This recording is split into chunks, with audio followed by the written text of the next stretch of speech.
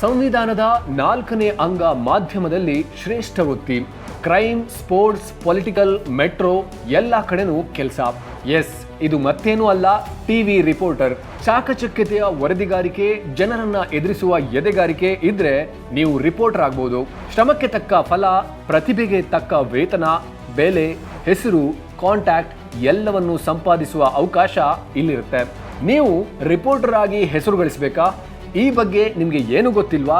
ಆ ಚಿಂತೆ ಬೇಡ, ಫ್ರೀಡಮ್ ಆ್ಯಪ್ ನೋಡಿ. ಪೊಲಿಟಿಕಲ್ ರಿಪೋರ್ಟರ್ ಆಗಿ ಗೆದ್ದಿರುವ ಹಿರಿಯ ವರದಿಗಾರ ದಿವಂಗತ ಗುರುಲಿಂಗಸ್ವಾಮಿ ಹೋಳಿಮಠ್ ಮತ್ತು ಕ್ರೈಮ್ ರಿಪೋರ್ಟಿಂಗ್ನಲ್ಲಿ ಹೆಸರು ಮಾಡಿರುವ ಹಿರಿಯ ರಿಪೋರ್ಟರ್ ಅರವಿಂದ್ ಸಾಗರ್ ಅವರೇ ರಿಪೋರ್ಟರ್ ಆಗೋದು ಹೇಗೆ ಅನ್ನೋದನ್ನ ನಿಮಗೆ ಕಂಪ್ಲೀಟ್ ಆಗಿ ಹೇಳಿಕೊಡ್ತಾರೆ.